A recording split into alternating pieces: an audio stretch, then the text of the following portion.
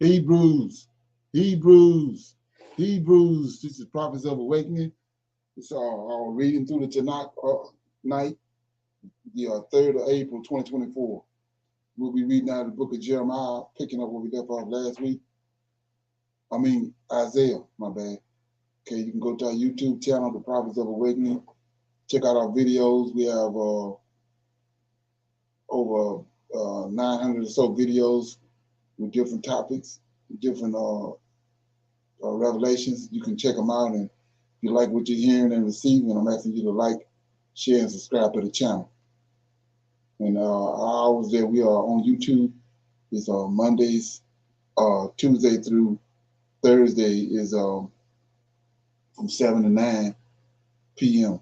And then on Friday nights we are on Clubhouse from 7 to 9 p.m.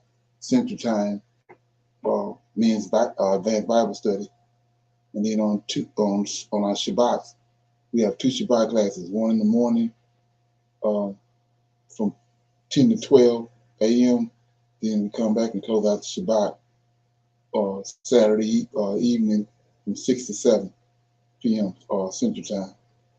Okay, this is a non-Messianic channel. For those that don't know, we deal with the Tanak and the Torah. Tanak being the Old Testament and the Torah being the first 5 books of the Old Testament. We don't subscribe to the New Testament, nor the God is in the New Testament, or the apostles, or Paul, none of that. Okay. Shalom and welcome to the channel, and welcome to our reading through the Tanakh. Okay, we'll do our normal, which is a moment of silence. We're gonna have a prayer and a Psalms, read the Psalms, got some current events, and then we do a little need to know information and open it up for some Q&A, and then we go into our topic, which is we'll be reading out of the book of Isaiah, picking up from last week. Okay, this moment of silence is for the Lord of hosts and all that he's doing to bring about our prophesied deliverance in these last days. Okay. O Lord, righteousness and uprightness belongeth unto thee. Therefore we come before thee at this hour, seeking thy face, and looking for righteousness and uprightness, that we may walk before thee as thy servants David, Solomon, Samuel, and Hezekiah did, that we may walk before thee in truth and in righteousness and in rightness of heart. Give us, O Lord, give unto us, O Lord, an understanding heart, that we may discern between good and bad. For we desire to walk after thee, O Lord, and to keep your commandments and your testimony and your statutes with all our heart and our soul, to perform the words of the covenant that was written down by your prophets. O Lord, allow thy face to shine upon thy people. Hear our plea, hear and do, O Lord. Hide not thy face from us any longer, for we need you so very much at this hour. Peace be unto you. Okay. Can we read the song? Okay.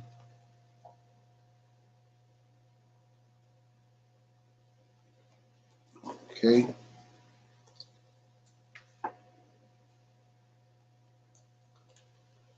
Okay, I'll read Psalms 67. It says, let all the people praise thee. Okay.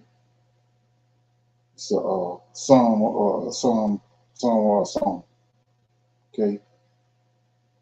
By chief musician Nick Jennifer. God be merciful on us. Bless us. Cause his face to shine upon us. Selah. That thy way may be known upon the earth, thy saving help among all nations. Let the people praise thee, O God. Let all the people praise thee. O let the nations be glad and sing for joy. For thou shalt judge the people righteously and govern the nations upon the earth. Selah. Let the people praise thee, O God. Let all the people praise thee. Then shall the earth yield her increase. And God, even our God, our own God, shall bless us. God shall bless us, and all the ends of the earth shall fear him. So that was Psalm 67, and let all the people praise thee. Okay, like I said, it was a psalm of one of David's chief musicians, Magenta. Okay. With that being said, I'm gonna go to our current events. Okay.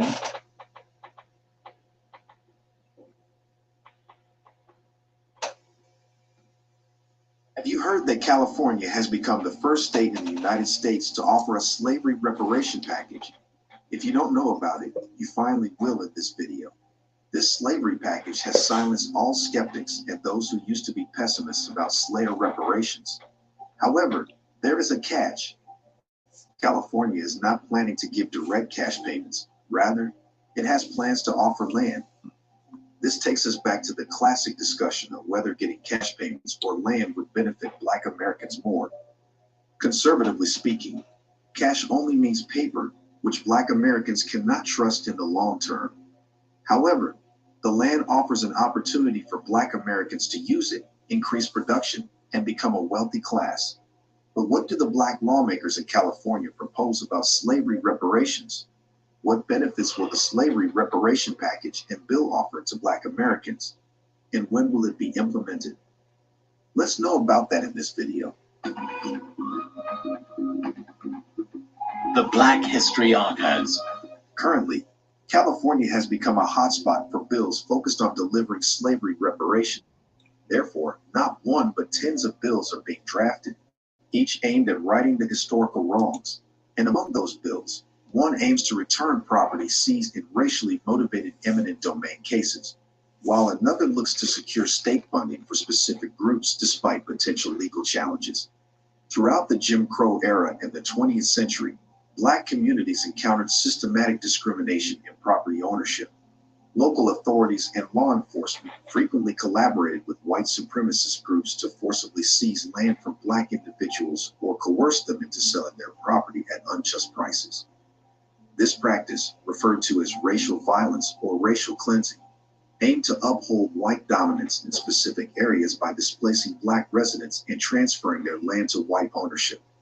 Moreover, discriminatory lending practices like redlining hindered many Black families from obtaining mortgages or loans to buy homes or establish businesses in certain neighborhoods.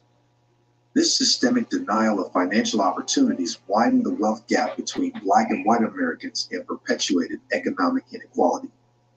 Furthermore, in more recent years, instances of eminent domain abuse and gentrification have disproportionately affected Black communities. Local authorities and developers have utilized eminent domain laws to acquire land in predominantly Black neighborhoods for urban renewal projects or private development, often resulting in the displacement of long-standing residents and the loss of intergenerational wealth. Therefore, the slavery reparation California is offering not only includes reparation for slavery, but what happened during Jim Crow laws as well. The 14 measures presented by the Legislative Black Caucus cover a range of areas, including education, civil rights, and criminal justice. Among them is a renewed effort to restrict solitary confinement, a proposal that previously faced obstacles in the State House. Notably, the package does not include direct financial compensation for descendants of Black slaves, a divisive issue opposed by many state Democrats, including Governor Gavin Newsom. However, even if the package does not offer cash, it does offer land. Assemblymember Lori Wilson, who chairs the caucus, emphasized the need for a comprehensive approach to address the legacy of slavery and systemic racism beyond monetary reparations. However, one bill in the package, introduced by State Senator Stephen Bradford, seeks to provide financial relief by addressing property seizures. It aims to return property taken through race-based eminent domain cases to its original owners or offer alternative remedies such as restitution or compensation where appropriate. Black lawmakers are gearing up for a challenging road ahead. They anticipate spending significant time educating their colleagues and rallying support for the bills. Democratic Assembly member Corey Jackson is proposing a constitutional amendment to allow California to allocate state funds to programs to improve outcomes for specific demographic groups based on race, ethnicity, gender, or sexual orientation. Other proposals in the mix include safeguards for natural and protective hairstyles in competitive sports, and an official apology from the governor and legislature for the state's historical involvement in human rights violations against African slaves and their descendants. Here's a reminder to please support us so we can make more videos for you by subscribing to our channel and giving the video a like. We want to build a strong community and we need your support. Let's continue now. You should know that California's Reparations Task Force released a 500-page report in 2022. This comprehensive document outlined over 170 years of state-sanctioned racism against Black residents. Expanding on this groundwork, the task force issued a final 1,100-page report in 2023, presenting various methods for the state to address and rectify these historical injustices, including the potential for individual cash payments. The reports illuminated the persistent wealth gap between Black and white Americans, attributing it to generations of atrocities in nearly every sector of civil society, including segregation, racial terror, and discriminatory policies. California's pioneering state reparations initiative has inspired individual cities, including San Francisco, Boston, and Detroit, to establish their own task forces to explore reparations for Black residents. Nevertheless, the initiative has sparked debates over eligibility criteria and encountered opposition, particularly regarding the recommendation to provide financial payments to descendants of enslaved and free Black Americans from the 19th century. Despite recognizing the ongoing impact of slavery on Black residents, most California voters oppose cash payments as reparations, as indicated by an August 2023 poll. While 75% of Black California voters support reparations payments, majorities of white, Asian, Pacific Islander, and Latino voters oppose them. But the point is, why non-Blacks are being asked in the first place? Why did they get a say in deciding whether reparations should be paid or not when they did not endure slavery? The California... Okay. Anybody got any comments on that? Yeah, so that was 5 days ago. I played that right there. I played it for a reason. That was 5 days ago, right? So this is what happened today, about 6 hours ago.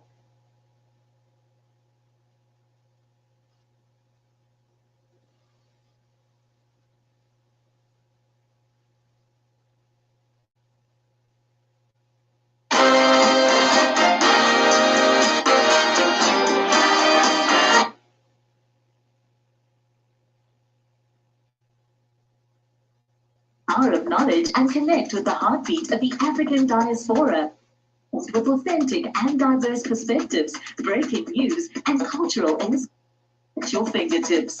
Don't miss out. Empower your perspective today. Search African Diaspora News Channel and join the conversation.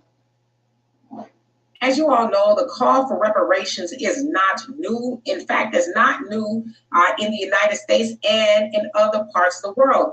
Now, of course, we know that millions of Black people were trafficked through the transatlantic slave trade, if you will. And most of them ended up in Brazil. Of course, a lot ended up in America. And so the United Nations chief, Antonio Guterres, said this about a week ago. In a statement to mark the UN International Day of Remembrance of the Victims of Slavery, Guterres said the past laid the foundation for a violent discrimination system based on white supremacy. We call for reparatory justice framework to help overcome generations of exclusion and discrimination. So, of course, he is saying that reparations via cash payments should be paid to all descendants of slavery all over the world. And he says that would help combat systemic racism, among a whole host of other things that descendants of slavery still have to deal with in 2024. And so, of course, we've heard about a lot of studies, especially here in America, from various states and cities. We're going to think about it. We're going to study, of course, infamously, H.R. 40, which was taken up some years ago by John Conyers in the House of Congress, if you will, but we haven't heard much about it since. Of course, we know that Kamala and Biden do not think that Black Americans should receive reparations. They've said it a amount of times. Of course, you guys heard us talk about it a lot here, but the chief of the United Nations is saying, no, yeah, y'all need to pay basically the same arguments that we've had. You cannot do to our people what you have done to our people. Are saying, oh, well, pull yourself up by the bootstraps. We don't owe it. You guys weren't slaves. And with that same argument, the people who are still benefiting from their ancestor slave masters their fruits of their non-labor, if you will. Y'all weren't there either. So why do y'all get to keep the money and we don't get to get any of it that our ancestors were robbed of? So I love that it's being talked about more on an international level. Of course, back in September, the UN really started to talk about it and say, yeah, this needs to happen. And so the fact that they're saying it needs to happen, of course, we've been saying it needs to happen. Our ancestors are saying it needs to happen. Guess what? It needs to happen. Especially you Democrats, if you want Black people to vote, give us something to vote for. And that something should be reparations. So anyway, y'all tell me what you think of that. And for more insightful commentary. Okay, any comments on that? UN Secretary. Shalom, everyone. My comment is that, yes, again, they can promise it and then Okay. they can promise it. They can promise it and they can go on and say, this is what we're going to go for. And when I get in there, we're going to do this, do that. But they should do it before. I mean, Biden should, as far as the Democrat goes, if they can send off trillions of dollars to Ukraine and to Israel, they can go ahead and give the reparations if it is a low start or whatever. But to wait to get all the votes in and saying, okay, you're going to do it, there's no guarantee. Just like there was no guarantee that he was going to stop the student loans. It was like it was going to be a guarantee, but then that got shut down. So now reparations is going to get shut down and he'll still have the votes. It's no guarantee. It don't look like a guarantee that it would do if you do vote for either one of those parties. Right. Yeah. Anybody else? Okay, got another one out here.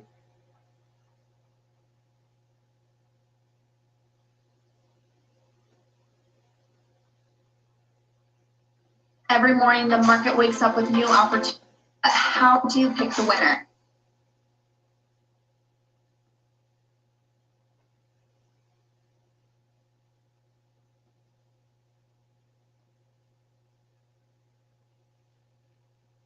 Time I remember Mr. Vogel's class in high school.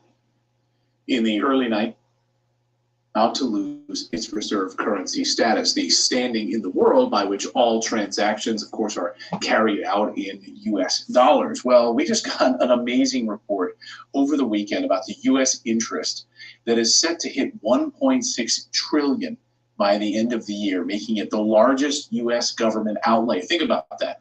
The United States government now spends more on the interest payments on the debt than anything else in their budget, more than all of the wars that the United States government funds around the world, which is over 9 right now. We just agreed to send an additional couple thousand pounds of ammunition and bombs to Israel. Of course, we are actively funding what's happening in Ukraine, then in Yemen, then in Syria, actively funding what's happening in Haiti. So just think about that for a second. The debt alone is one thing. The interest payments on that debt is where we are set to lose our reserve currency status. Now, this, according to Zero Hedge, which reported over the weekend, and I think they were really the first to cover this, and I'll even just sort of quote what they're saying. Several days ago, we were the first to point out 2 new striking developments on the dollar's crusade to lose reserve currency status after hitting $1 trillion in late 2023. Interest expense on the debt rose to a record $1.1 trillion, which we covered here on this show in late March.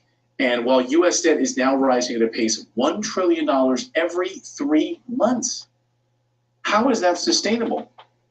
If your family's future is tied to the U.S. dollar and you're worrying about, well, are we going to be in this sort of permanent inflationary period? The answer is yes. And of course, we heard from Jerome Powell just a few days ago admitting that they're throwing their hands up on inflation, that they're not going to fight it anymore.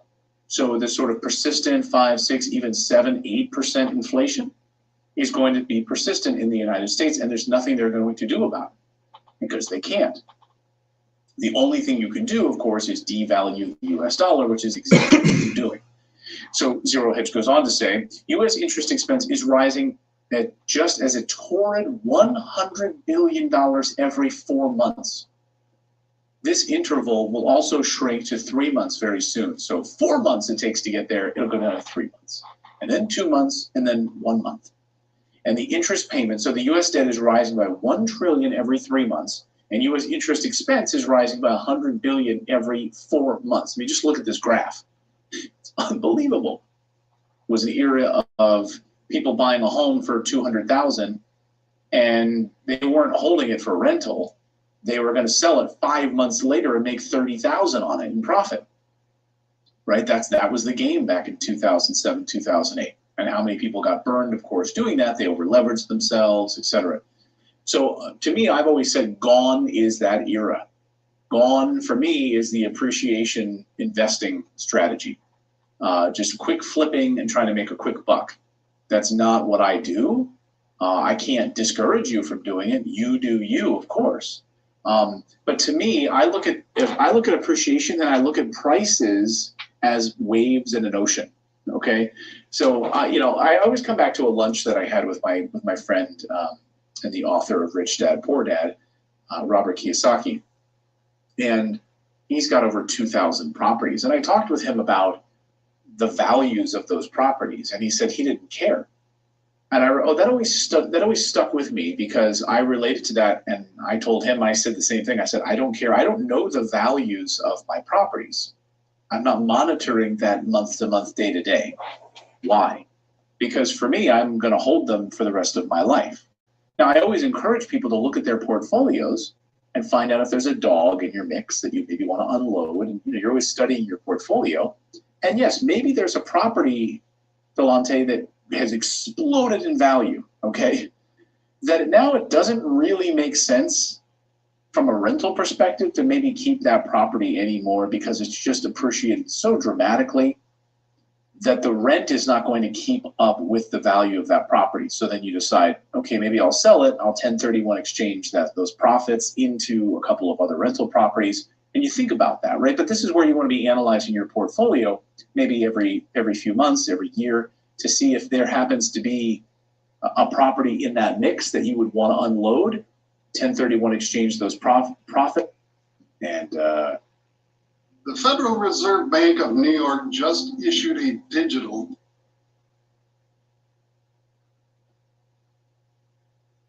exactly. I absolutely encouraged him to do that with a quadplex that he was buying. All right, our next question. Hi, Clayton. Patricia. So we started out listening to we was talking about the dollar being crushed and got off on that. But anyway, so this next video is about some need to know information, and I'm playing it for a reason. I'm playing this in order to play the next video after that. But I'll play this first, okay? Something to think about. It has long been clear that people from different parts of the world differ in their susceptibility to developing infections, as well as chronic inflammatory and autoimmune diseases. Studies show that those differences in disease susceptibility can be traced in large part to differences at the genetic level, directing the way the immune systems of people with European and African ancestry are put together. Welcome to yet another video segment. So notice what he said, that different nationalities of people,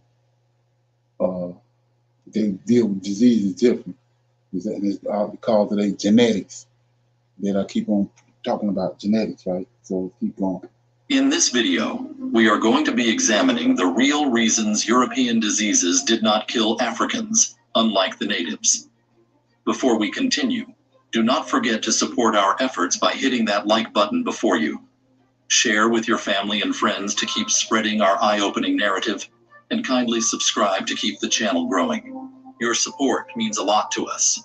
Looking back at the pandemics and epidemics that had hit the world in past and recent times, with high mortality rates recorded in different parts of the world, particularly in the New World, that is, Native Americans, but having minimal effects in the African continent.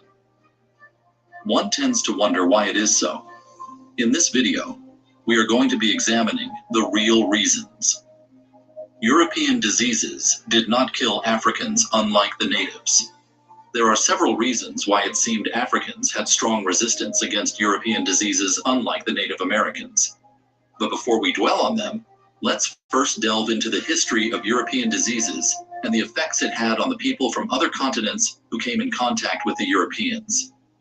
Throughout history, the movement of people has played a critical role in the transmission of infectious disease.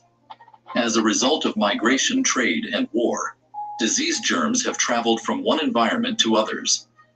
As intercultural contact increased, and as the growing numbers of people traveled longer distances to more diverse destinations, the more the transmission of infectious diseases increased as well. In the 15th century, European countries began sailing the world, searching for new lands and resources. God, glory, and gold were the primary motivators for European colonizers. Europeans wanted to extend their power and influence across the globe and achieve glory. They also sought new resources like gold to increase their prosperity and riches. Lastly, God represents the significance of religion in European colonization and the spread of Christianity. Countries including Spain, England, France, and Portugal funded explorations to Asia and the New World. Italian explorer Christopher Columbus sailed for the Spanish crown in search of a new water route to India.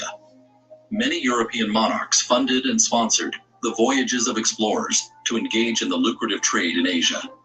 In 1492, Columbus hit land he thought was India, but in actuality was the Caribbean in the Americas. Upon Columbus's arrival, himself and his crew encountered the native Taino and Arawak people. The Native Americans welcomed Columbus and his crew, but the colonizers violently... So remember what he just said. The two nationality of people that came in contact with over here in America was the Taino.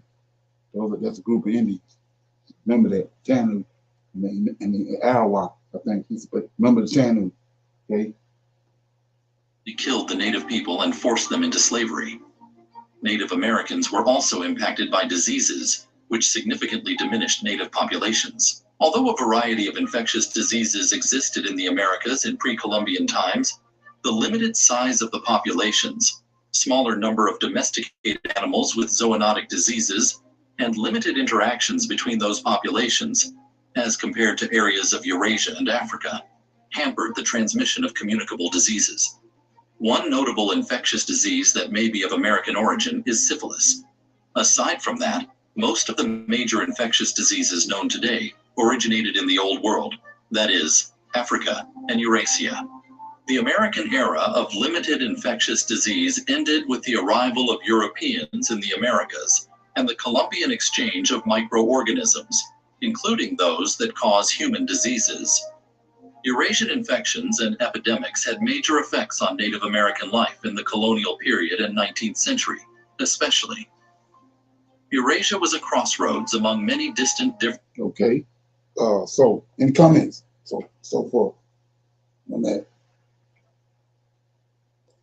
Okay, so go back to proving the point, which is, like I said, it's actually elementary when you look at it. So the thing is that's going around, it's getting bigger and bigger, is that you got these brothers, so-called Hebrew Israelites, saying that it never was such thing as a transatlantic slave trade. Say that all the people that was over here came from, they was already here. So that, you know, the Indian, Israel, nation of Israel, all that was already over here, right? And then you got them telling us, they lied to us, that and said that Shem, Ham, and Japheth was Noah's sons, right?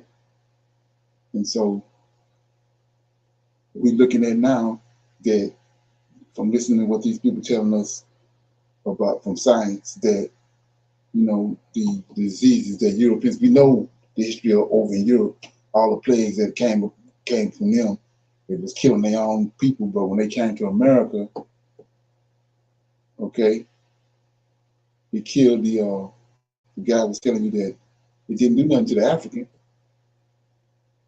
but we know from history how it wiped out the indigenous people that was here, so-called people that was here, that they saying Israelites, it was wiping them out. right? And one of those major races that was here was the Tanak.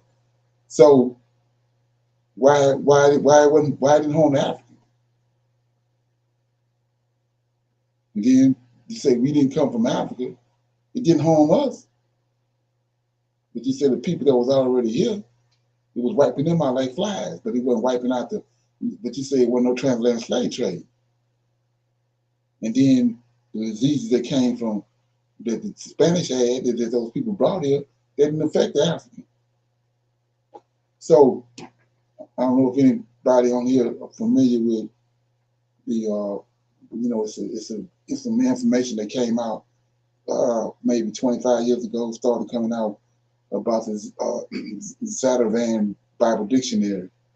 Well, you had a bunch of Israelites that had discovered in the book, in the dictionary, that it said the children of Ham was, Canaan, Put, the Egyptians, and Cush, but not the Negroes. Ham was the father of the Cushites, the Egyptians, Ethiopians, but not the Negroes. So this brother here turned around and said that they saying that because the Negroes didn't come from Africa. They came from here. But like I said, look at this disease. This disease alone, it uncovered the lies. So the African, the Indian that was here, so-called Indian, black Indian that you see in the Israelites, they was dying like flies. So we was the same people. Why we ain't dying? Why we wasn't dying? Why we was immune to it? Okay? So, like I said, I played this. I was listening to this today. So I want to shine a light on it. Check this out. Okay. I just can't, right? And I'm a student to them. How do you break down your belief system or what being a black Hebrew Israelite is for the unacknowledged or the people that haven't really? Okay, so say what, regardless of ethnicity, right? Just from the belief perspective. So for us as Hebrew Israelites, we don't really like the term black Hebrew Israelite. Okay. Because like the Jewish man, it's almost like saying the N-word in the derogatory fashion. So okay. You might see the abbreviation BHI or Black Hebrew Israelite. So we just say the Israelite or Hebrew Israelite. Well, y'all don't put black in front of it. No, we don't put y'all don't like to acknowledge the black. Not that we all black. Yeah. But we don't like to acknowledge Black Hebrew Israelite because there is no term white Hebrew Israelite. Gotcha. So they're trying to, that's their way, right? That's their way to radicalize us. To make you a splinter group. Right. To make it seem like we have no right or authority to the Bible, to the Torah, to Tanak, or anything like that. So we just say Israelite, or some people may say Hebrew Israelite because we speak Hebrew. So to a novice or somebody that has no idea what we teach, what everybody does have in their house is a Bible. And everybody believes in God or Jesus or Christianity or whatever it may be. Yeah. So we come in and say we are the children of the book. So we're the ones that when they talk, whether they talk about Moses, whether they talk about Paul, whether they talk about whomever, that's in reference to us. That's our culture. And so we identify certain things that have transpired in the Bible that correlate to us today. So if you're saying what's written in the Bible is our people, then how did it come to be that they owned it? You mean, I'm assuming you're saying like the Europeans or the white they owned it. Because of disobedience. Like the greatest question for black people in America is how do you fix black people in America? Like we've been in America for like 500 years. Other races come in there, they're able to flourish. Why aren't we able to flourish? Because we don't have the unity. For us, we don't have a culture or a God. If you ask 5 black people what they believe in or what their nationality is, you're gonna get 5 different answers. So if we're not even united with an identity, how can we ever go to a brother and say, we should move like this economically, we should move like this agriculturally, we should move like this spiritually or what we worship. So we have to have a foundation and we don't. So in the Bible, we get the foundation. Like even if you take, we was talking about earlier, BHI, you take the word nigger, for example. Nigger is totally derogatory today, right? We turn it into a cool form. Yeah. When you go into the Bible, you'll find that they call the Israelites niggers because it's just from the Latin word niger, which just means black. Exactly. So to wake people up, I can say you my nigga whack, but I don't mean it in the what the white man gave us. I mean it from in the Bible. It just means these are. Let me ask you a question on that. And I'm glad you guys are here because I got a friend. He has a movement called he collects shoes and he sends them back to Africa. Okay. Right. It's called Afrikicks. Okay. He's from Niger. No, you pull it up. Afrikicks. Pull it up. I swear to God. You'll see it on there. He's been doing it like 6-7 years. Okay.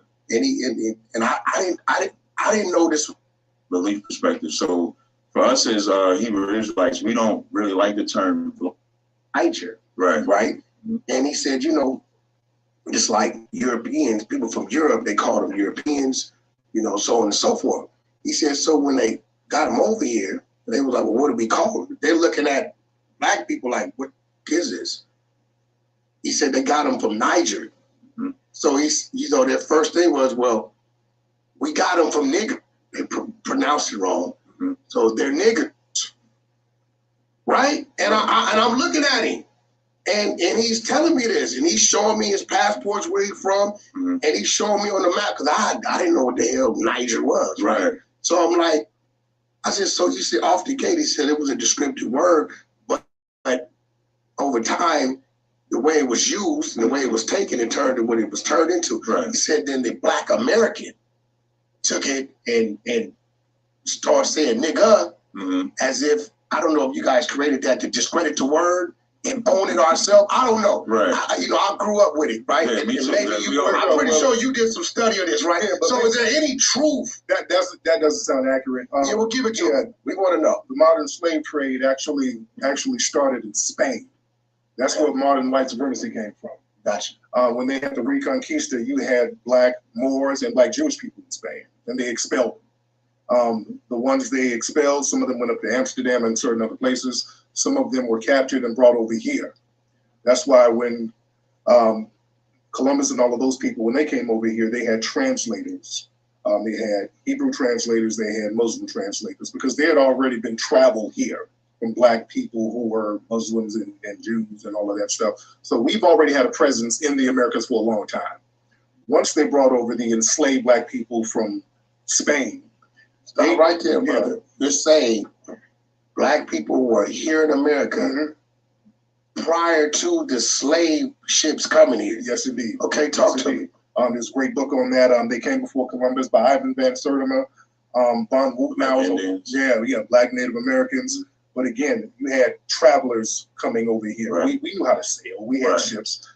They looked at some of these Native American tribes and saw that they have Hebrew languages in some of their native tongues. Yeah, a good book is Lost Tribes in Promised Land, where they actually spoke Hebrew. And they knew what tribe they came from as far as being Israelites. And just to add, most people think the transatlantic slave trade started from Africa to America, but it started from America to Spain first. Just to back up what you're saying. They took the Taino Indians first. Taino. They took 1,100 Taino Indians as a trial run. And out of that 1,100, 300 survived. And you know what they said? That's good business. Make sure your phone's okay. They said that's good business. And that became how the transatlantic slave trade started. They was losing 800. Damn. Just remember, you know, back then it was like a year and a half voyage or something like that to go along that. And wait. You telling me the first slave trade didn't come from Africa to America? They went from America to Spain. And then they circled back around. Spain, the Spanish word for black is Negro. All right. So they started using the word Negro as a pejorative. When they brought them over here, the word Negro somehow flipped into nigger. It got short to nigger. And again, they had to dehumanize and use these terms as pejoratives for black people. Then it became a negative thing. There is no real definition to the word nigger. All right. That's the trick bag. That's why it flips people out so much, because when you label somebody something and you can't really define it, it throws them off. The word nigger has zero definition. Nobody can explain why it's negative. They say it's an ignorant person. There you go. That's what I hear. Right. But they're ignorant white people. How come they're not called niggas? You see, nigger is a word that they throw at us, and when you can't define it, you put power on it. For example, critical race theory. That's a powerful thing they use in politics now. There's no definition to critical race theory at all. It's whatever they say it means at the moment. So whenever they put a name or title on somebody without any definition, they can control you. This is why it's important for us to control our culture, identify who we are and what our culture is, right, without letting them label us. Okay. Any comments?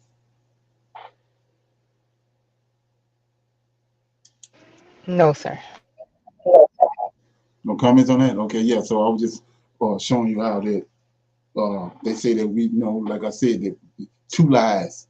They say that we, Ham, Shem, and Japheth was all Noah's sons, and then they say that these people here, the Indians that was over here was Israelites.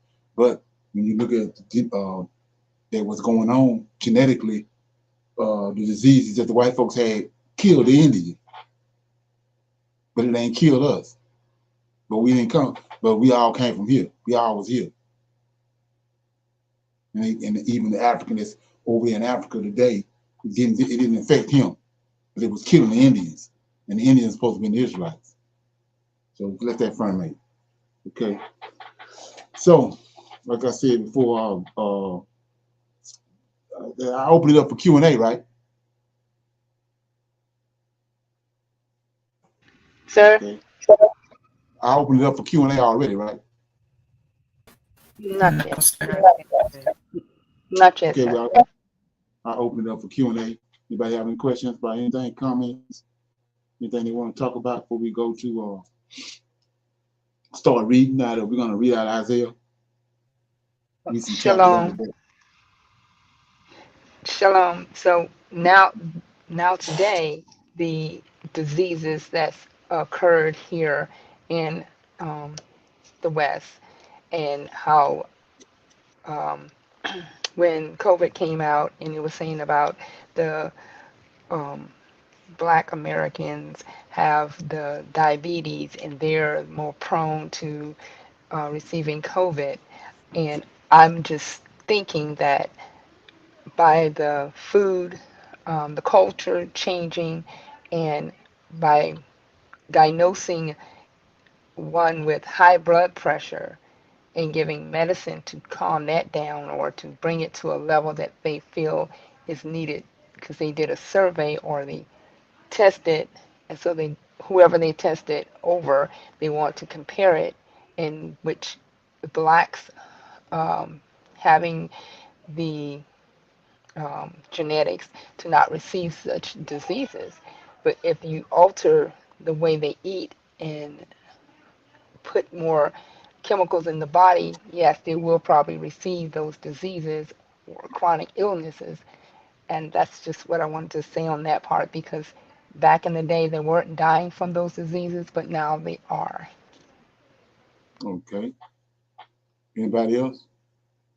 You got any comments or anything they want to talk about before we start reading? Okay, y'all. Where did we stop at last week? Isaiah. Anybody know? Chapter 10, sir. Okay, so we start reading out of chapter 10, the book of Isaiah. Okay. Somebody want to start off? Yes, sir.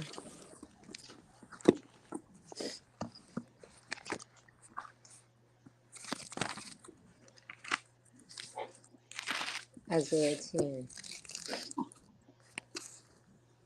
Woe unto them that decree unrighteous decrees, and that write grievous which they have prescribed, to turn aside the needy from judgment, and to take away the right from the poor of my people, that widows may be their prey, and that they may rob the fatherless.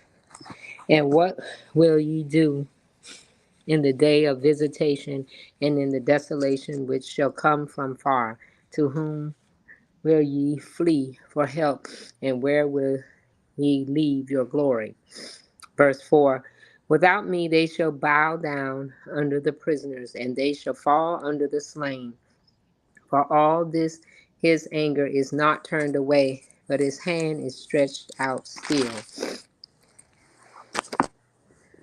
O Assyrian, the rod of my anger and the staff in their hand is my indignation. I will send him against an hypocritical nation and against the people of my wrath, and will give him a charge to take the spoil and to take the prey and to tread them down like the mere of the streets. How about he meaneth not so, neither do his heart think so, but it is in his heart to destroy and cut off nations, not a few. Verse 8, for he saith, are not my princes altogether kings? Is not Calno as Chesmish? Is not Hamath as Apard? Is not Samaria as Damascus? As my hand hath found the kingdoms of the idols, and whose graven images did excel them of Jerusalem and of Samaria. Shall I not, as I have done unto Samaria and her idols, so do to Jerusalem and her idols? Verse 12, wherefore it shall come to pass that when the Lord hath performed his whole work upon Mount Zion and on Jerusalem, I will punish the fruit of the stout heart of the king of Assyria and the glory of his high looks. For he saith, by the strength of my hand I have done it, and by my wisdom, for I am prudent, and I have removed the bounds of the people, and have robbed their treasures, and I have put down the inhabitants like a valiant man. And my hand have found as a nest in the riches of the people, and as one gathereth eggs that are left, have I gathered all the earth, and there was none that moved the wing or opened the mouth or peeped. Verse 15, shall the axe boast itself against him that have that hood therewith, or shall the saw magnify itself against him that shaketh it, as if the rod should shake itself against them that lift it up, or as if the staff should lift itself, as if it were no wood. Therefore shall the Lord of hosts, send among his fat ones leanness, and under his glory he shall kindle a burning like the burning of a fire. And the light of Israel shall be for a fire, and his Holy One for a flame, and it shall burn and devour his thorns and his briars in one day, and there consume the glory of his forest and of his fruitful field, both soul and body. And they shall be as when a standard bearer fainteth. And the rest of the trees of his forest shall be few, that a child may write them. And it shall come to pass in that day that the remnant of Israel and such are escaped of the house of Jacob shall no more again stay upon him that smote them, but shall stay upon the Lord, the Holy One of Israel in truth. The remnant shall return, even the remnant of Jacob, unto the mighty God. For though thy people Israel be as the sand of the sea, yet a remnant of them shall return. The consumption decree shall overflow with righteousness. Verse 23, for the Lord God of hosts shall make a consumption, even determined in the midst of all the land. Therefore, thus said the Lord God of hosts, O my people that dwelleth in Zion, be not afraid of the Assyrian. He shall smite thee with a rod, and shall lift up his staff against thee after the manner of Egypt. For yet a very little while, and in the indignation shall cease, and my anger in their destruction. And the Lord of hosts shall stir up a scourge for him according to the slaughter of Midian at the rock of Oreb, and as his rod was upon the sea, so shall he lift it up after the manner of Egypt. And it shall come to pass in that day that his burden shall be taken away from off thy shoulder, and his yoke from off thy neck, and the yoke shall be destroyed because of the anointing. Isaiah chapter 10, verse 1 through 27.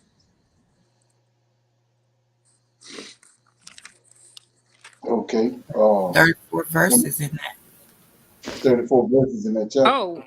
I'm sorry. I don't know. Oh, okay, I see now. My book was, the pages were spent.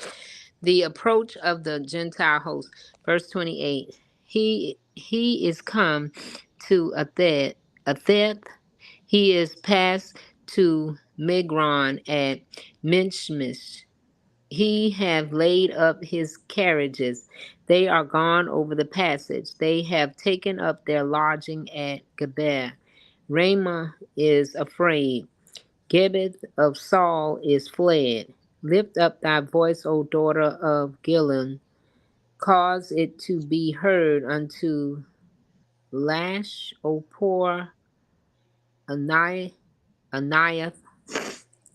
Maninath is removed. The inhabitants of Gibeon gather themselves to flee. As yet shall the remain of Nob that day.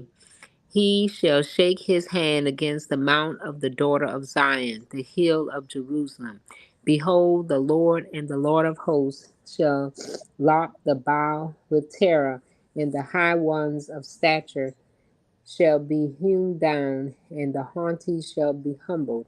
And he shall cut down the thickets of the forest with iron, and Lebanon shall fall by a mighty one. Excuse me. Okay. Anybody got any comments on chapter 10? Okay, so just to make everything clear, so in chapter 10 it says, woe, verse 1 says, woe unto them that decree unrighteous decrees, that write grievous, which they have prescribed, to turn aside the needy from judgment, and to take, so these priests, we talk about in verse 1, who turn aside the needy from judgment, and take away the right from the poor of my people, that the widows may be their prey. So they preying on women, widow women in particular, and the fatherless, right? So when you keep going down, 4 says, without me they shall bow under the prisoners, and they shall fall under the slain. For all this, his anger is not turned away, but his hand is stretched out still. I showed what that meant. That's the Lord of hosts talking. And at the Red Sea, he had his hands stretched out and opened the Red Sea.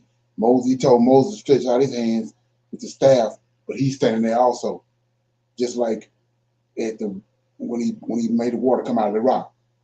He was already there. He told Moses, meet me down there by the rock. I'll be standing on the rock. Moses can see him. The people, the children of Israel can't see him. But the prophet, which is Moses at the time, he could see him. So he's standing there and he told Moses to strike the rock for the water to come out. But Moses got angry and struck the rock and made it look like he was doing all of it. So he's standing there on the rock with his hands stretched out. So that's what he's talking about.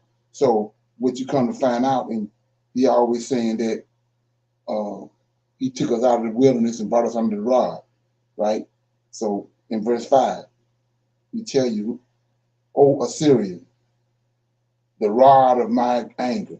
So he's using the Assyrian to chastise Israelites, specifically the 10 tribes. He brought Assyria to chastise, take the 10 tribes out of their land and take them to Assyria. So the Syrian is the rod. Verse 5, O Assyria, the rod of my anger, the staff in their hand is my indignation. So he gave them control over the Israelites. He put it in their hands. 6, I will send them against the hypocritical nation, which is Israel, and against the people of my wrath will I give him a charge. Just like Cyrus said, the same Lord of hosts gave him charge over Israel. Sent him he knocked off, he's going to mention that in a minute, he sent Cyrus to knock off Babylon and to knock off Nebuchadnezzar, because Nebuchadnezzar had got beside himself. So 6 says, I will send him against a hypocritical nation, and against the people of my wrath will I give him a charge, and take the spoils. So spoil Israelites, and take the prey, and tread them down like the mirror of the streets. Howbeit, he meaneth not so. Another doeth his heart think so, but it is his heart to destroy and to cut, so it's in his heart. He put it on his heart to destroy and to take down and tear down Israel. For he said, are not my princes altogether kings? And then so when you look at 9, these gods that they have in Assyria, this Kernock and Kudak, Hamath, Arphad, all of them is gods. Right? And then we know it's not Samaria as Damascus. So if you go, let's look at that. Go to hold that and go to Isaiah, second Kings.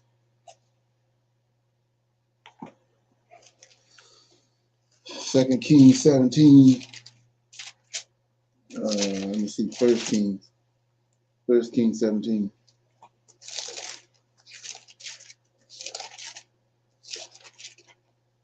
First Kings chapter, let me see what I'm doing. Okay.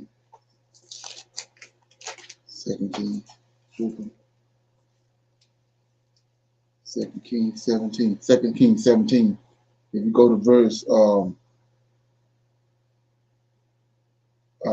23, says 17:23 says, until the Lord remove Israel. This is the 10 tribes.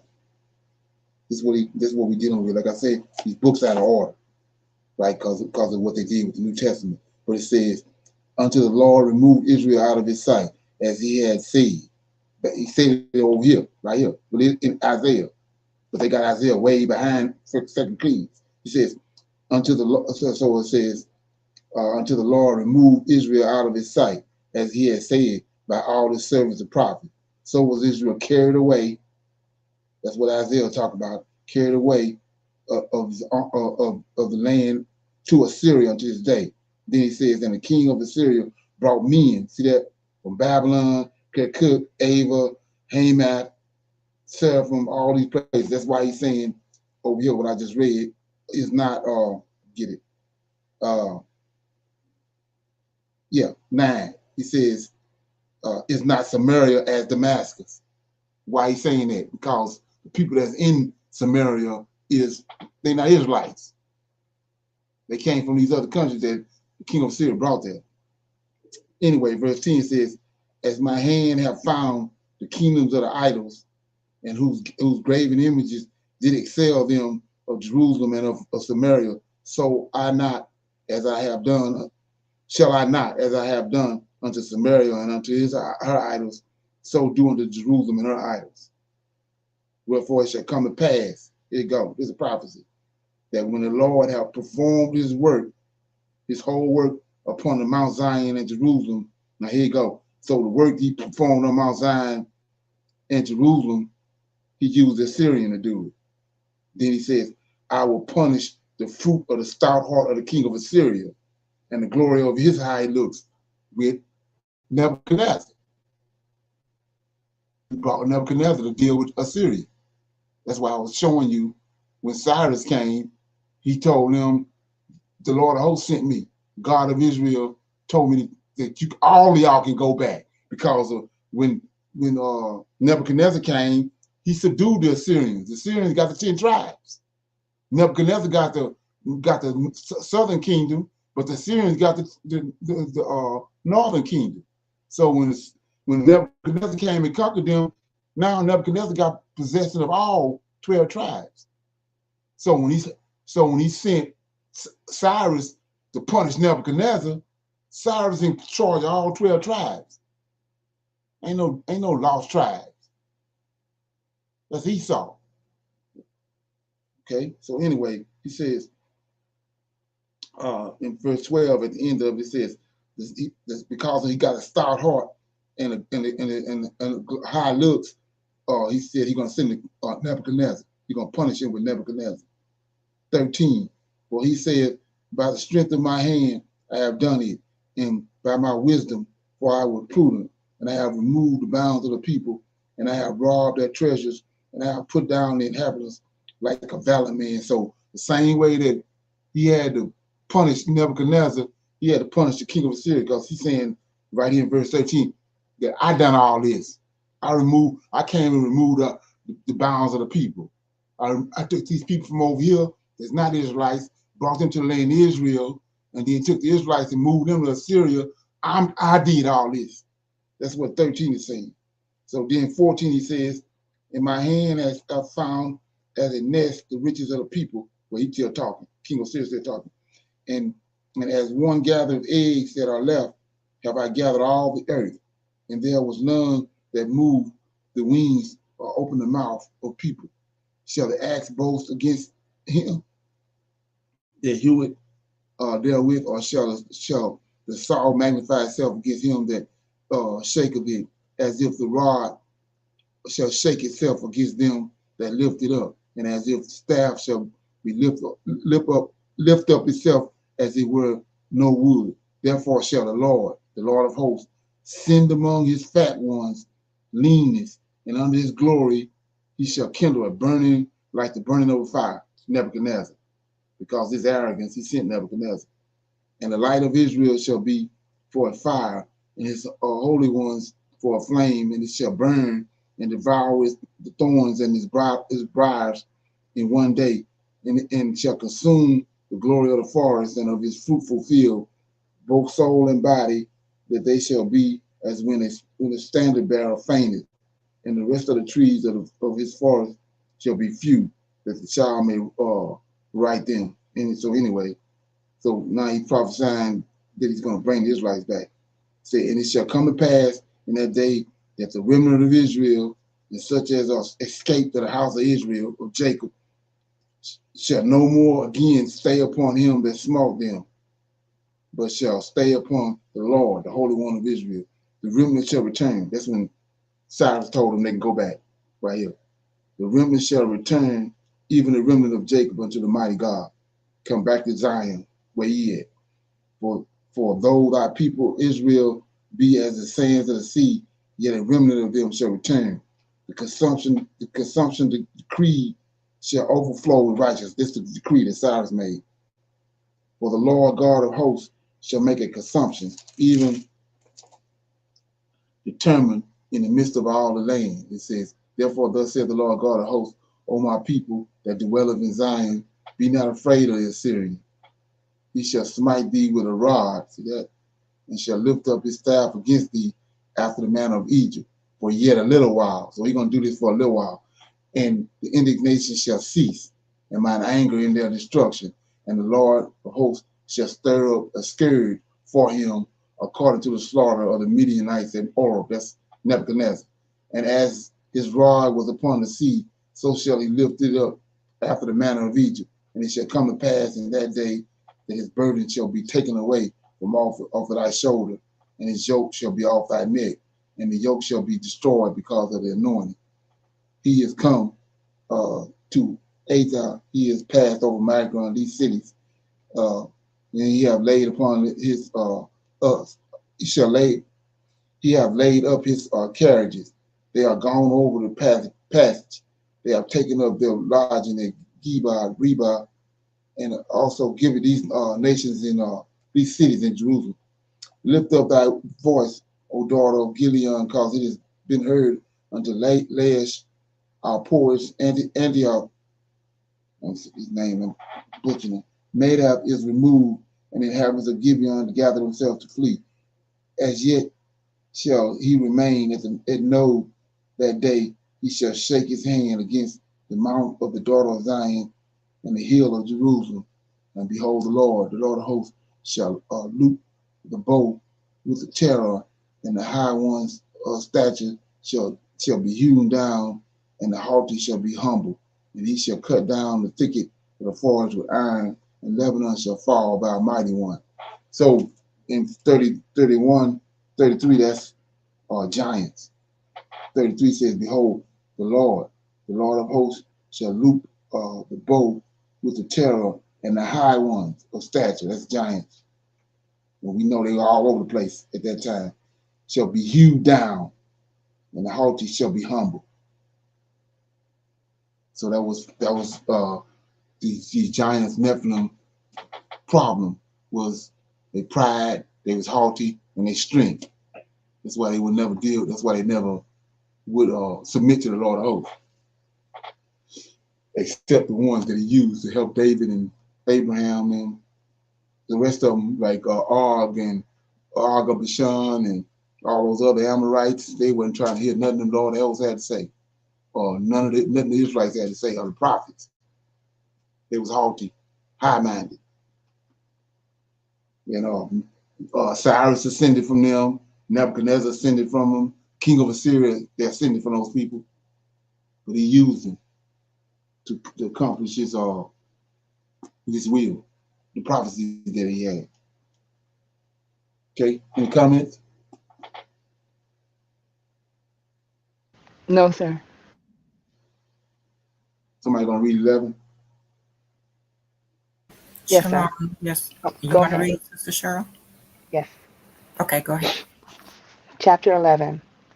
And there shall come forth a rod, and out of the stem of Jesse, and a branch shall grow out of his roots.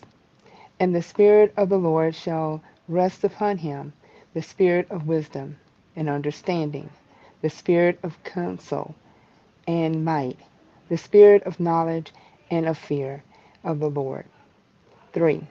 And shall make him of quick understanding, this in the Spirit of the Lord. And he shall not judge after the sight of his eyes, neither reprove after the hearing of his ears. But with the righteousness shall he judge the poor, and reprove with iniquity, equity, equally. Sorry, that's equally, or Equity. Equity. equity, equity for of the meek, the meek of the earth. And he shall smite the earth with the rod of his mouth, and with the breath of his lips shall he slay the wicked.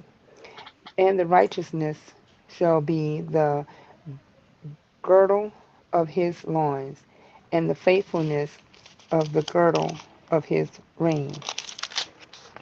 6.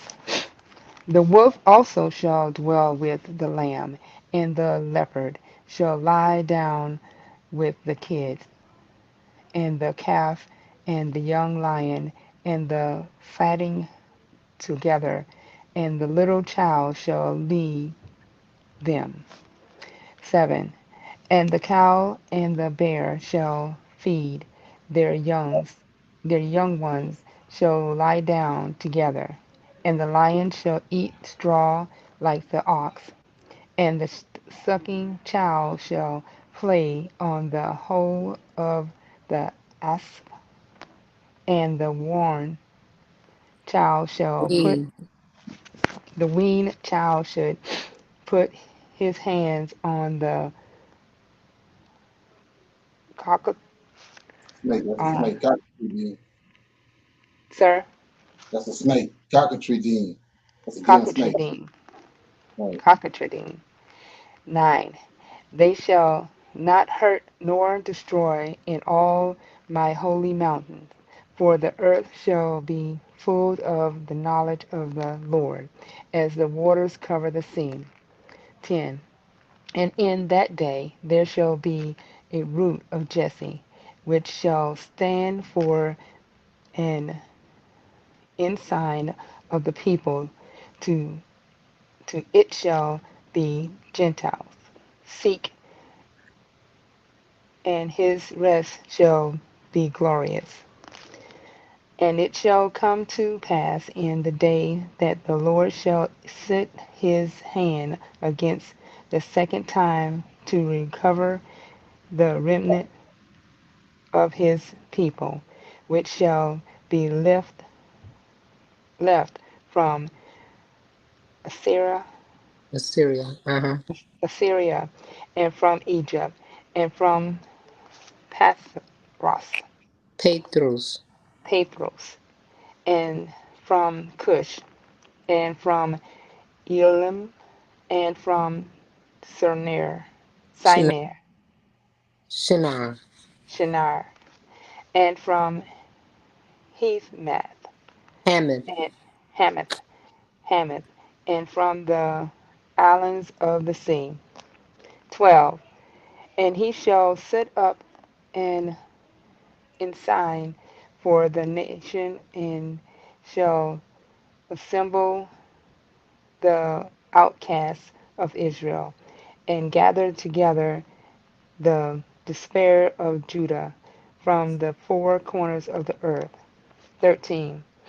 The envy also of Ephraim, Ephraim, Ephraim shall depart, and the adversaries of Judah, adversaries, adversaries of Judah shall be cut off. Ephraim shall not envy Judah, and Judah shall not vixen Ephraim, but they shall fly upon the shoulders of the Philistines towards the west. They shall spoil them of the east together. They shall lay their hands upon Edom and Moab, and the children of Ammon shall obey them. 15. And the Lord shall utterly destroy the tongues of the Egyptian sea, and with his mighty wind shall he shake his hand over the rivers, and shall smite it in the seven streams, and make the man go over dry dry shod, dry shod, dry shod. And 16. And there shall be a highway for the his people, which shall be left from Syria, like as it was in Israel in the days that he came up out of the land of Egypt.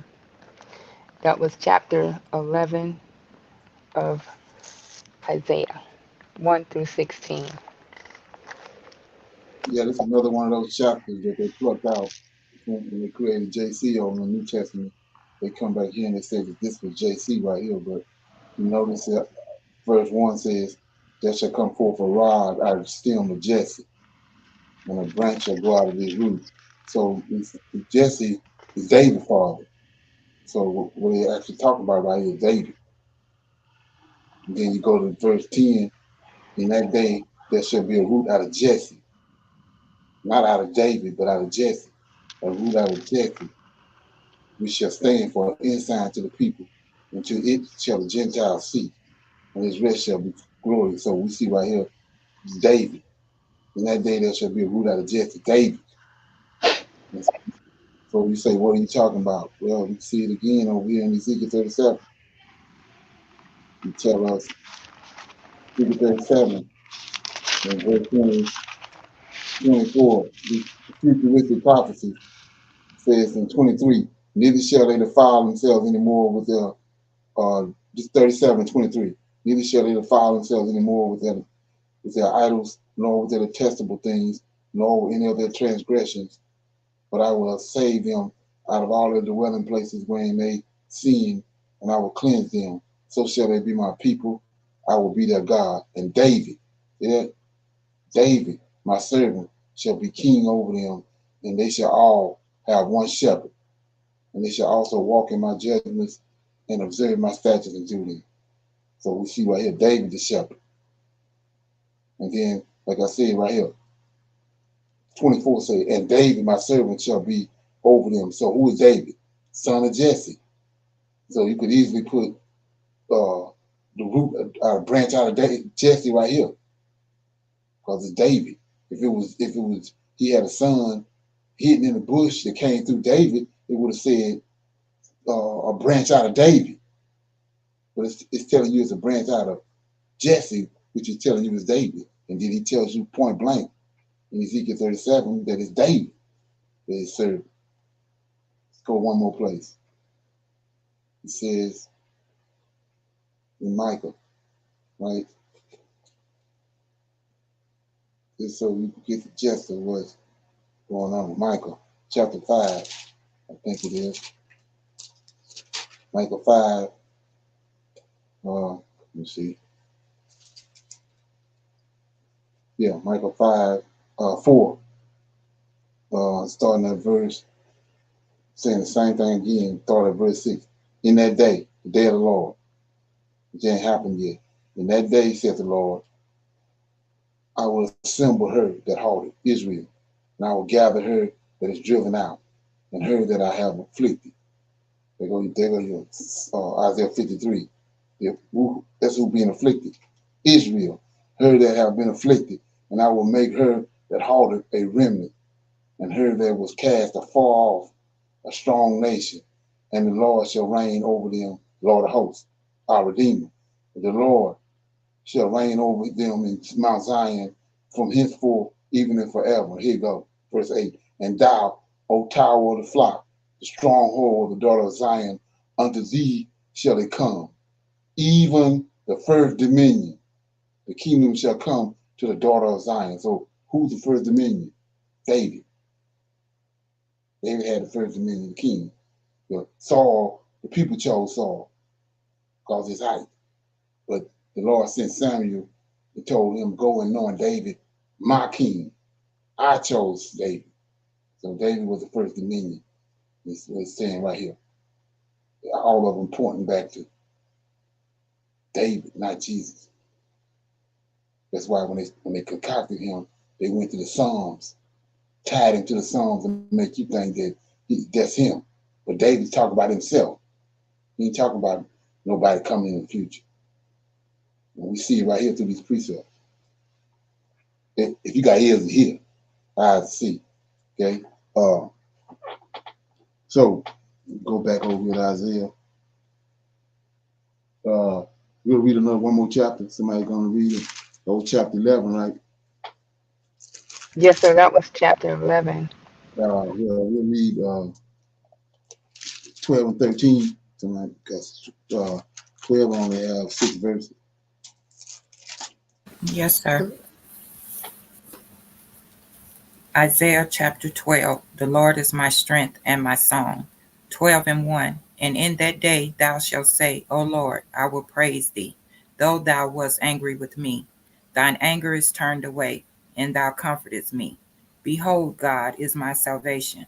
I will trust and not be afraid, for the Lord Jehovah is my strength and my song. He also is become my salvation. Therefore with joy shall ye draw water out of the wells of salvation. And in that day shall ye say, Praise the Lord, call upon his name, declare his doings among the people, make mention that his name is exalted. Sing unto the Lord, for he hath done excellent things. This is known in all the earth. Cry out and shout, thou inhabitant of Zion, for great is the Holy One of Israel in the midst. So that was only 6 verses in there, but it's a lot of information in there, especially if you're trying to get to the truth. So it says, in that day, verse 1, in that day thou shalt say, O Lord. See that? You're going to see that the Lord is our Savior. He's our deliverer. It says, O Lord, I will praise thee. Thou that was angry with me, thy anger is turned away, and thou comforted me. Now, here you go. Behold, God is my salvation. Who is God? The Lord. Proper English. Verse 1 says, O Lord. Then verse 2 says, Behold, God is my salvation. I will trust, and I will not be afraid, for the Lord. Back to the Lord. Jehovah is my strength, right? See that? Jehovah is my strength and my song. He also has become my salvation. See that? So if he became his salvation, then he's the Savior. See that? Then he says, therefore with joy, here you go, therefore with joy shall ye draw water out of the well of salvation. So he's the well of salvation. You see right here, his salvation, you can jump somewhere else. Now all of a sudden somebody else is out, the Savior, he telling you right here who the Savior is. Then 4, in that day shall ye say, praise the Lord, the Savior. Why are you praising him? Now here you go. Praise the Lord, cause you call upon his name. Declare his doings. Look at this. Declare his doings among the people. Make mention that his name is exalted. So what doings? He came in the cool of the day to deal with Adam. He came in the fire with Shadrach, Meshach, and Abednego, saved them. He came and saved Joseph out of the dungeon. He saved Abraham out of the furnace with Nimrod. He came and saved Moses. We saw that last night when the Pharaoh was going to kill Moses for taking the Pharaoh crown and putting it on his head. He came and saved Sarah from Amalek. He had took it from Abraham. So we're going to save you right here. Long before they concocted this JC at the Council of Hill, Israel already had a savior. And then the last verse tell you what, if you did any research, he's going to tell you, cry out and shout, thou inhabitants of Zion, for great is the Holy One. So what's the Holy One? Here we go. Let's look at it. Go to the book of Enoch. And let's look at it. Go to the book of Enoch in chapter 20. And it's right there in your face. It says, yeah, right here. Chapter 20. All these are the names of the holy ones. The holy ones who watch. Uriel, Raphael, Ragiel, Michael, Seraquel, Jeriel, Remiel. These are 7 holy ones. Ain't no other holy ones. Yahweh ain't no holy one. So go back there and read the verse again, and he tells you, cry out and shout, thou inhabitants of Zion, for great is the Holy One of Israel in the midst of thee. So it's a Holy One in the midst of Israel. Who is that Holy One? Okay. Go to Daniel. Chapter 12, we tell you who he is. Daniel chapter 12. Verse 1. At that time shall Michael stand up, the great prince. See that? Prince, son, angel, son of God. The great prince which standeth for the children of our people. This will stand up, this is over Israel. Michael, that standeth for the children of our people, and there shall be a time of trouble, such as never was since there was a nation, even at that same time. And at that time, thy people shall be delivered. So if he delivered them, he the deliverer. Like I said, if he's salvation, he the savior. Everyone that shall be found written in the book. What book? The Tanak. There ain't no Old Testament right here in Daniel. It was added. So you say, what are you talking about? He says, and at that time shall Michael stand up, the great prince. So what are you talking about? Shadrach, Meshach, and Abednego was in the fiery furnace. Who stood up and delivered them? Lord of hosts. The Israelites was in Egypt. Who went to Egypt with the 10 plagues? Michael. When Abraham was in a bind with Sarah, the Lord of hosts, Michael, the deliverer, he showed up and got him. Wasn't no JC around. Wasn't no JC hid in the bush somewhere or hid in Abraham's bosom. That's bull crap. And then you wonder why we haven't been delivered yet today, because we ain't worshiping the God. It's like the Deuteronomy 28 tells us. He sent us to a far country, and we worshiping they gods, the Gentiles' gods. Until the latter days where we are today, we're going to search the scriptures out. He's going to pour his spirit out upon us. Then we're going to find him and then call him. That's when he comes. When we come together, unified, and figure out that this is who our God is and call him, he's going to come. That's where we at now, because we already finding out who we are. But that's just 101. We got to go to 104. We got to go to 4 in order to find out who our creator is and then call him in spirit and in truth. So you're going to read 13, then we'll close out? Yeah, yes, sir, I can. Brother Leonard, I was thinking about when I was reading Isaiah chapter 12, sir, right, that a lot of this that, I was reading throughout this is in songs that David speaks of. And what stood out to me was Psalm 28. The Lord is my strength. Right. But it tells us all through Psalms, sing unto the Lord. You Right. know, so yeah, as I was reading that, I just thought about the book of Psalms. Right, and then our forefathers, we talked about that before. Psalms, Deuteronomy 32 is a song of Moses. That's that whole chapter, Moses singing. Mm-hmm. We saw Joshua do that. Yes, sir. Joshua the song of Joshua. We see it all through there. But we've been thrown off because you can't see none of that because you're dealing with JC. But like I said, once you take him out the way, you can see it, even right here in 12. This is Isaiah talking in 12. He says, Right. in that day, thou shalt say, O Lord, that's Abraham. That's Isaiah. Isaiah, yes, sir. I will praise thee. See that? Though thou wert angry with me, thine anger is turned away, and thou comforted me. Behold, God is my salvation. See that? He ain't doing no different than what the rest of them did. Yes, Their Savior was already there. Wasn't nobody coming on the cross. So he says, behold, God is my salvation. I will trust and I will not be afraid. For the Lord Jehovah is my strength. See that? Ain't nobody coming in the future. He says, in my song, there it is. See that? In my song. He also has become my salvation. There it is. Okay. You want to read 13? Yes, sir. Isaiah chapter 13, the burden of Babylon. The burden of Babylon, which Isaiah, the son of Amoz, did see.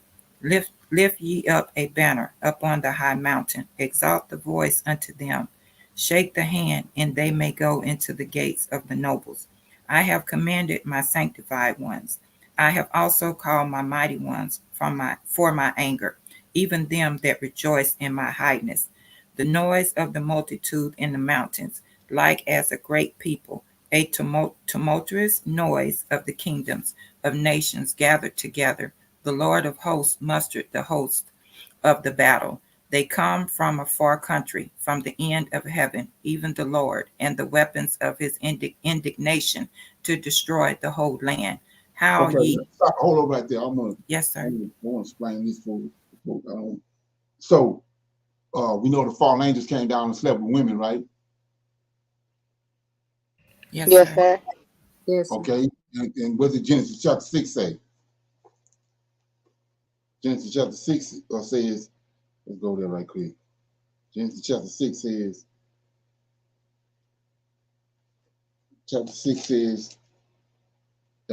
and it came to pass when men began to multiply on the face of the earth, daughters were born unto them, that the sons of God saw that the daughters of men, that they were fair, and they took them wives of all which they chose. And the Lord said, my spirit shall not always strive with man, for that he also is flesh, that his days shall be 120 years. Then here you go, 4.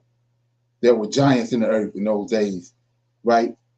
And after that, when this would happen, giants came when the sons of God, like I told you, that's what Michael is, son of God, a prince.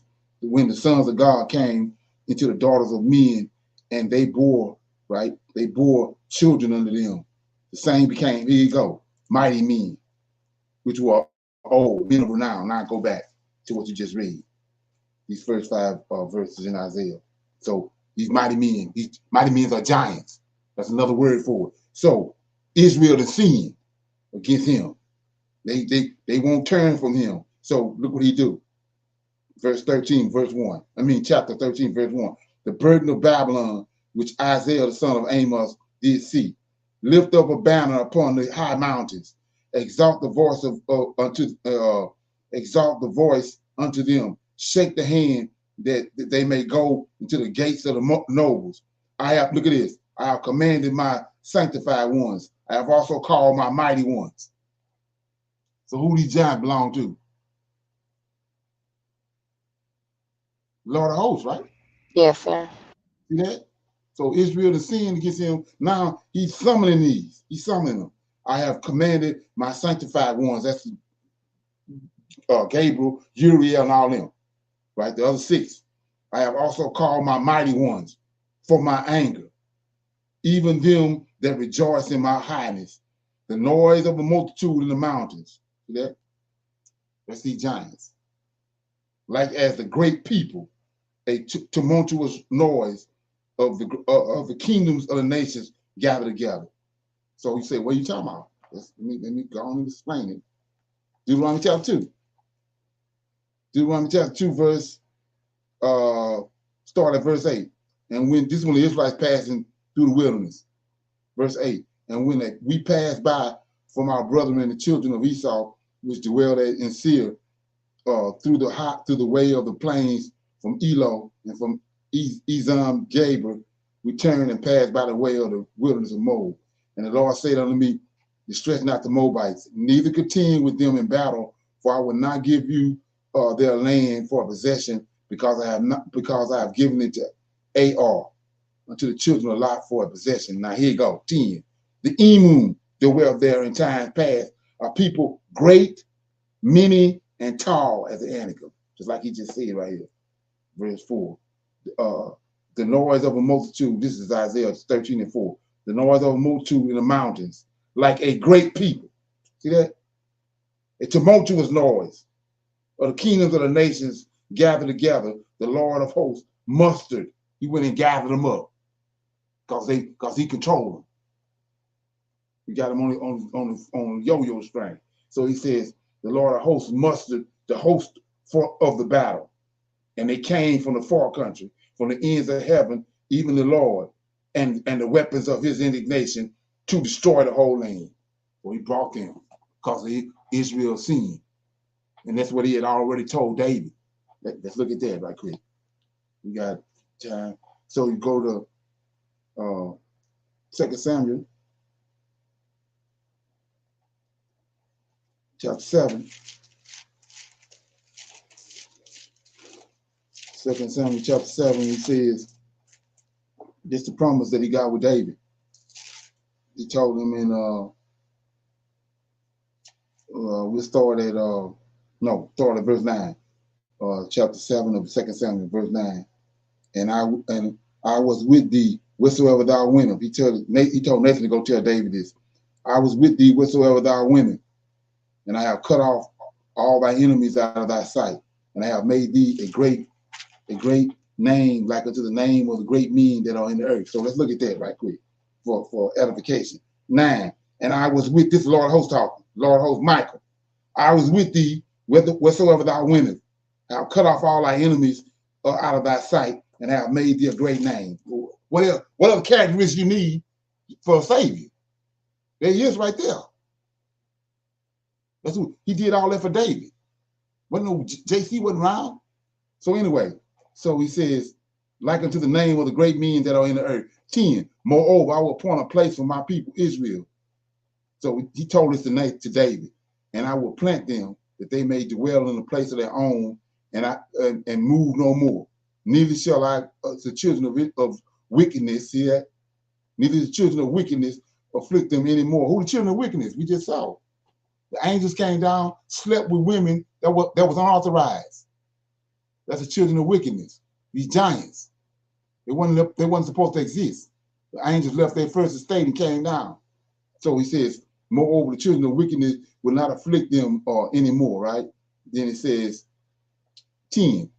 And as since the time that I commanded judges to be over my people Israel, and I have caused thee to rest from all thy enemies, also the Lord telleth thee, talking to David, he will make thee, I will make thee a house. So that's a lineage. And when thy days are fulfilled, and thou sleep with thy fathers, I will set up thy seed after thee, which shall proceed out of thy bowels, and I will establish his kingdom. That's Solomon. 13. He shall build a house for my name. I will establish the throne of his kingdom forever. I will be his father. David gone. And he shall be my son. If, here you go right here. If he commit iniquity, I will chasten him with the rod of men. See that? That's these giants. And with the stripes of the children of men. So we already told them from David that when they turn from me, I'm bringing these nations, Negroes like Nebuchadnezzar and Cyrus and Og. I'm bringing them when you don't listen to what I tell you to do, when you turn from me. Then that's all we're looking at in through the scriptures. He's fulfilling his promise that he told David. When they turn from me, it's gonna be all hell gonna break loose. Because I'm gonna bring these people over here, these children of wickedness. I'm gonna bring them to wherever they at. Okay, so I wanted to explain that. We'll use that verse 6. Yes, sir. Okay. Isaiah chapter 13, verse 6. How ye, for the day of the Lord is at hand. It shall come as a destruction from the Almighty. Therefore shall all hands be faint, and every man's heart shall melt, and they shall be afraid. Pains and sorrows shall take hold of them. They shall be in pain as a woman that travaileth. They shall be amazed one at another. Their faces shall be as flames. Behold, the day of the Lord cometh, cruel both with wrath and fierce anger, to lay the land desolate, and he shall destroy the sinners thereof out of it. For the stars of heaven and the constellations thereof shall not give their light. The sun shall be darkened in his going forth, and the moon shall not cause her light to shine. And I will punish the world for their evil, and the wicked for their iniquity. And I will cause the arrogancy of the proud to cease, and will lay low the haughtiness of the terrible. I will make a man more precious than fine gold, even a man than the gold wedge of Ophir. Therefore I will shake the heavens, and the earth shall remove out of her place in the wrath of the Lord of hosts, and in the day of his fierce anger. And it shall be as the chased roe, and as a sheep that no man taketh up. They shall every man turn. Sir? I ain't saying nothing. Oh, I'm sorry. They shall every man turn to his own people, and flee every one into his own land. Every one that is found shall be thrust through, and every one that is joined unto them shall fall by the sword. Their children also shall be dashed to pieces before their eyes. Their houses shall be spoiled, and their wives ravished. Behold, I will stir up the Medes against them, which shall not regard silver, and as for gold, they shall not delight in it.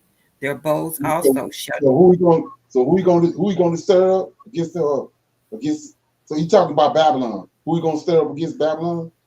Behold, I will stir up the Medes against them. Ain't that what Daniel prophesied? The ram and the he goat? Yes, sir. Right. So like I said before, he already told David this. He controlled the nations. So like I said, you go back to Enoch, you won't know this stuff if you don't deal with it. If you listen to what the European tell you or the local pastor, you ain't gonna know this. So he said, Enoch says that, or he give you the characteristics and the roles of each one of those 7 holy ones. Michael's role is he controlled the nations. He got authority over the nations. That was given to him. Yahweh ain't got nothing to do with it. It's been given to him. Okay? He the one that's at the right-hand side of the Father. So he doing his job right here. He says, behold, I will stir up the Medes. Ain't but one person can stir up the Medes. Okay, go ahead. Yes, sir. Isaiah chapter 13, verse 18. Therefore bows also shall dash the young men to pieces, and they shall have no pity on the fruit of the womb. Their eyes shall not spare children. And Babylon, the glory of kingdoms, the beauty of the Chaldees' excellency, shall be as when God overthrew Sodom and Gomorrah. It shall never be inhabited, neither shall it be dwelt in from generation to generation. Neither shall the Arabian pitch tent there, neither shall the shepherds make their fold there, but wild beasts of the desert shall lie there, and their houses shall be full of doleful creatures, and owls shall dwell there, and satyrs shall dance there, and the wild beasts of the islands shall cry in their desolate houses, and dragons in their pleasant palaces, and her time is near to come, and her days shall not be prolonged. That was Isaiah chapter 13. Okay, so it was self-explanatory. Like I said, all you reading is what Daniel prophesied, that he told Nebuchadnezzar Babylon, he told Nebuchadnezzar, you the head, you the lion, then after you gonna come a bear with his legs crossed, with and then after him was gonna come the Greeks and then the Romans. There it is. Babylon came to Israel. Then after that, we just saw he brought the Medes because of Nebuchadnezzar got beside himself. He brought the Medes. Then when the Medes got beside themselves, he brought the Greeks. Then he brought the Romans. That's what we still dealing with that. The four beasts, the Romans, we're still dealing with them today. Rome is Edom. Esau and Edom became one, a mix. We're still dealing with that today. And like I said before, nowhere in here, we see where it said no son was coming. That's in the New Testament. And the whole time, the very deliverer and the redeemer and the deliverer is the one bringing these people. Like I said, this who came in the garden to talk to Adam in the cool of the day. This who came to Abraham, Genesis 18. The Holy One of Israel. So you say, what are you talking about? We're going to look at this and then we'll close. Daniel. I go here all the time. So the scripture's going to tell you who it is. So Gabriel came to Daniel in chapter 10 of Daniel and told him. He says, let's look at it. Start at verse 19. Gabriel talking to Daniel, and said, O man, greatly beloved, fear not, peace be unto thee. Be strong, yea, be strong. And when he had spoken unto me, I was strengthened, and said, let my Lord speak, for thou hast strengthened me. That's lowercase. Then Gabriel said to Daniel, then said he, knowest thou wherefore I come unto thee? And I will now return to fight with the prince of Persia. It's a fallen angel. And when I have gone forth, lo, the prince of Greece shall come. That's a fallen angel. Then 21, Gabriel talking to Daniel, but I will show thee that which is noted in the scriptures of truth. It's the book that's in heaven. They're looking at it. There is none that holdeth with me in these things, but Michael, your prince. Gabriel is an angel too, a holy one. Michael, a holy one. But Gabriel tells Daniel, your prince, the one that's over you. Just like it's a prince over Greece and a prince over Persia, there's a prince over Israel. It ain't Yahweh. And it damn sure ain't Jesus. It's the Lord of hosts, Michael. He telling you right here. But I will show thee that which is noted in the scriptures of truth. There's none that holdeth with me in these things, but Michael, your prince. Talking to Daniel. And Daniel, Israelite. So this the holy one, the strong one that's over Israel. Because that's what angels are, strong ones. Yahweh ain't no strong one. Yahweh ain't no prince. Okay? Any comments or questions before we close out?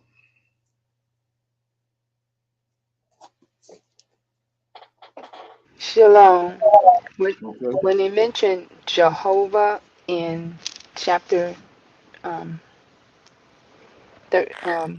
12, Right. yeah. So Jehovah is like saying,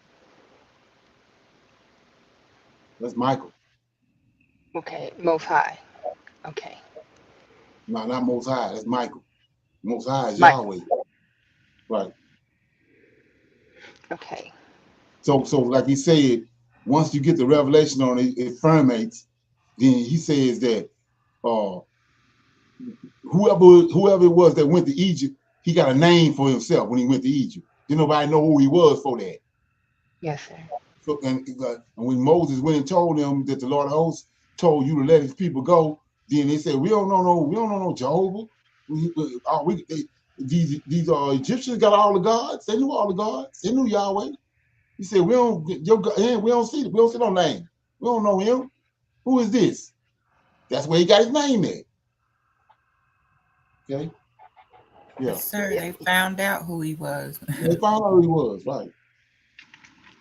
So, yes, sir. So, when I saw that, it brought me back to the building that's like down the road. It's the Jehovah Witnesses with the watchtowers and stuff.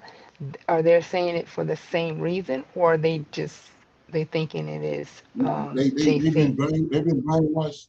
They've been brainwashed like everybody else. Like now, like I said, even with not understanding that we being brought into a whole other paradigm when Putin came out with the Black Jesus. You know, you got a lot of people that they hooping and hollering because they're saying it's like as if he's justifying that it was a Jesus, that it was a Black Jesus. But when you go to the verses, let's look at it right quick.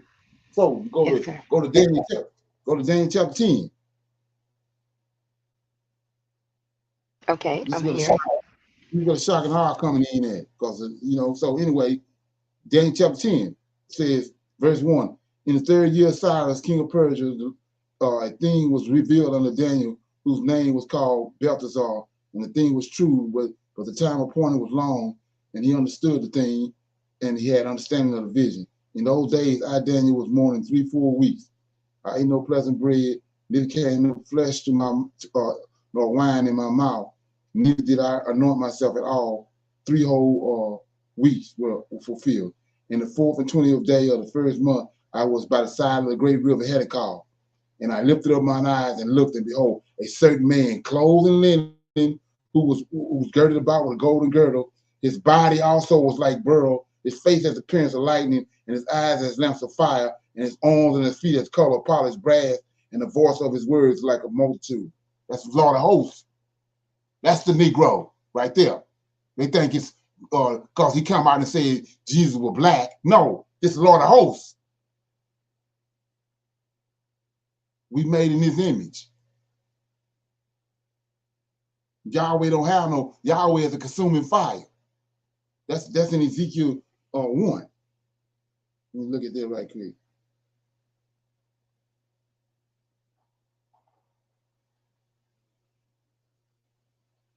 So we made in the angel's image, Genesis 1:26, Genesis chapter 1, verse 26.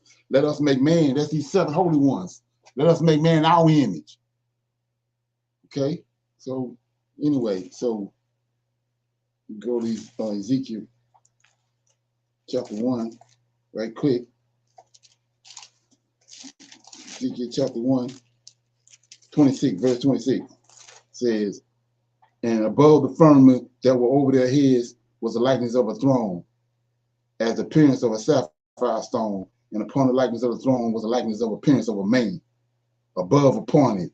27, and I saw, this is Ezekiel, and I saw the color of amber, as the appearance of fire round about within it, and from the appearance of his loins even downward, from the appearance of his loins even upward, I saw as they were the appearance of fire, and it had a brightness round about it. So Yahweh ain't got no flesh on him. That's why he created these other 7 angels, because he's not gonna play with no humans. If you come up around him, he's gonna consume you. He's a consuming fire. He reach out and burn you up. That's why when he came down on Mount Sinai, he told Moses and those Levites, surround the mountain, put borders on it, because they're gonna think it's business as usual and come running up here, and I'm gonna reach out and burn them up. So the cattle, don't let no animals, nothing come up here, because they ain't gonna get no break. He's a consuming fire. So that's the purpose of these other 7 angels, because he can't deal with man like that.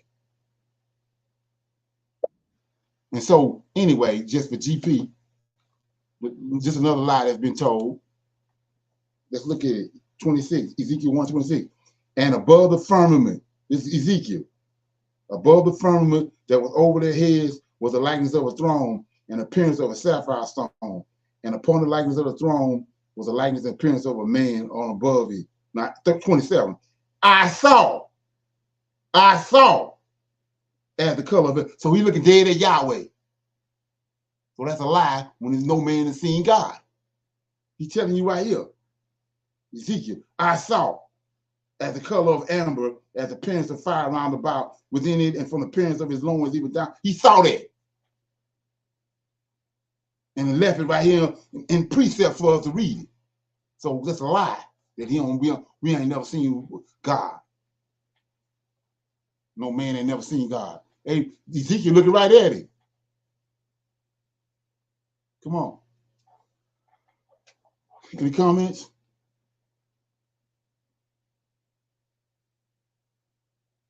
Everybody good? Yes, sir.